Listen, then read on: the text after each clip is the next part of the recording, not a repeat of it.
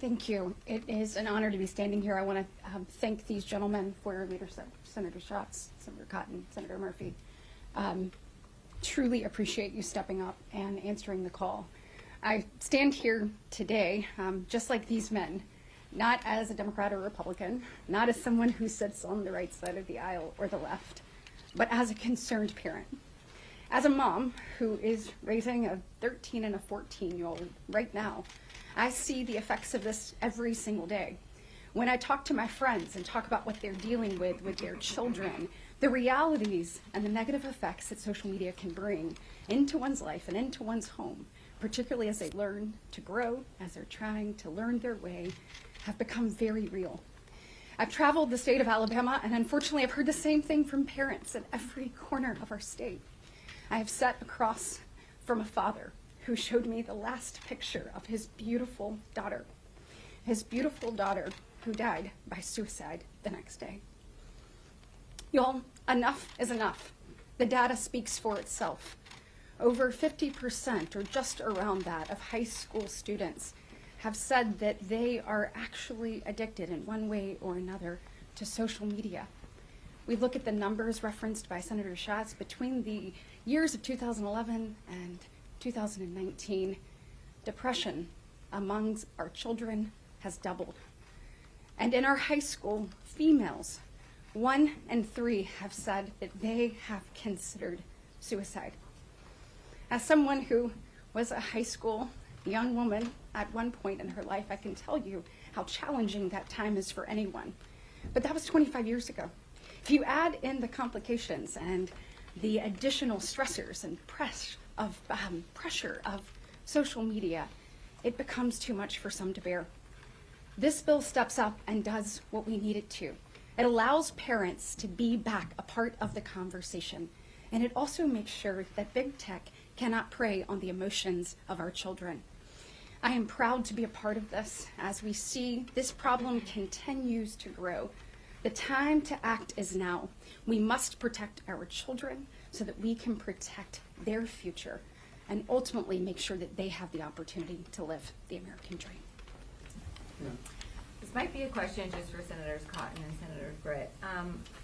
Are you hearing any concerns from fellow Republicans that this might be an over-regulation, that is actually the job of parents on their own to keep their children off of social media? So I think that's exactly what parents want. They want to be back in the game. They want to have the ability to make sure that they can have tough conversations with their children. We all know, obviously, the benefits that can come from social media. We want our children to be able to connect and to explore. But we also want to make sure that that's done within the proper, where we put up the proper guardrails. Parents being able to figure out when children are ready for that is a critical step in that. And then also knowing that they have that ability to actually explore. When you look at what algorithms do, they continue to push you to certain content.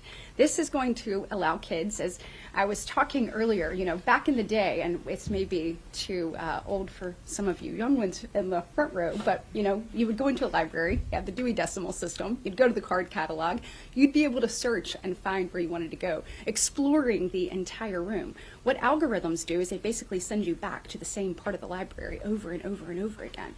We want our children to be able to actually see what's out there. And then I think children being able to have that conversation with parents and putting parents back in the driver's seat with regards to when their children are allowed to get on social media is critically important. We see it harming kids across this country, and we finally have to stand up to big tech and put people over their profits. I would say I've heard the opposite. I've heard from a lot of our candidates who are excited about the prospect of being able to once again control what their kids are seeing online in the digital world, just like they would in the real world.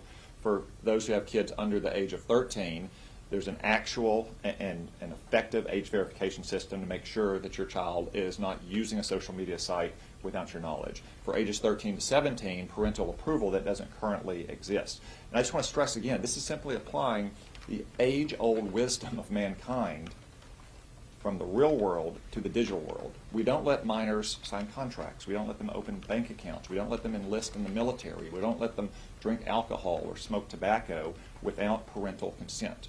If those standards exist in the real world, as they have for the ages, why would we allow them to do those things or something like those things in the digital world? Just quickly add, I find that this is one of the most apolitical conversations I have in Connecticut. I see very little, if any, disagreement between my constituents on the right and on the left when it comes to the agony that parents are going through today as they try to figure out what their kids are seeing and what their kids are being addicted to online. And frankly, if you look at some of the states that are moving forward with the most aggressive bills protecting kids online, they're Republican states. They're states that have Republican governors and Republican state legislatures. I think Democratic states will follow. But to me, the opportunity here is to really frame this inside this building the same way that it exists out there in the public, as a conversation that has nothing to do with party and partisanship, that actually unites people of differing political views around one very simple premise, that parents should have better tools to protect their kids. Senator, could you describe what... Actually, my question is for Senator Britt, if that's okay. With no disrespect to my fellow dads, but as someone who's been working in this space, as a mom, how do you talk to your own kids about social media? How do you approach this issue? Yeah, it's a real challenge. I mean, we think about all of us. I mean, think back to your high school years. Think back to junior high. Think back to middle school. Think about the things that people said to you or they said to somebody else about you. Imagine if those things were memorialized forever online. Imagine if your post or your picture or your like not only followed you the next day when you were young and still not mature enough to know the effects of that, but it follows you for a lifetime.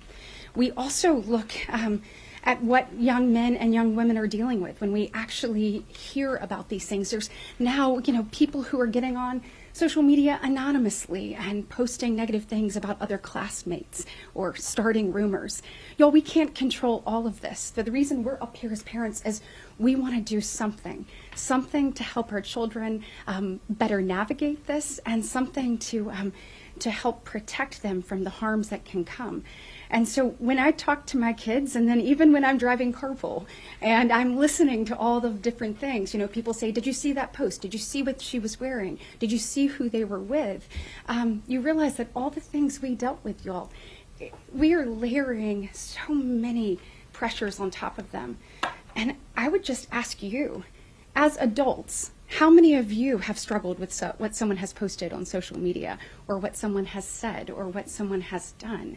And so we have to take a step back and, as parents, say, how can we protect our children, teach them how to use this tool, to use it for good, and to be intentional in doing that. So we constantly have these conversations in my house.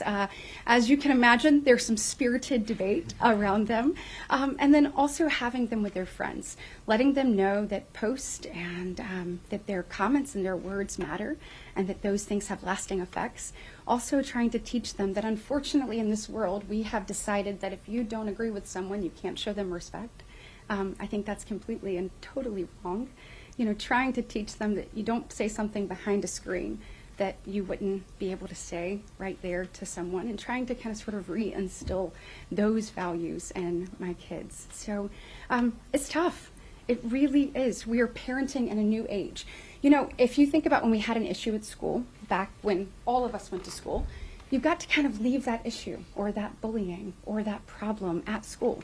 And if in fact you wanted to deal with it, you had to call someone's house and you had to say, Mrs. Johnson, this is Katie Boyd. Is Kim available? Nowadays they shoot it off right in the class. They take a picture from the classroom and then it goes viral. There's a lot of opportunity as parents that we would have been able to have that conversation within the home. What was that conversation about? Tell me what happened. Give them an opportunity and the tools to deal with that issue, with that conflict, in a productive way. That's what we're trying to do here, is let parents be a part of, hey, this is what, before you get on social media, these are the challenges it'll present, and these are also the opportunities, and hopefully teach our children to make the right choices.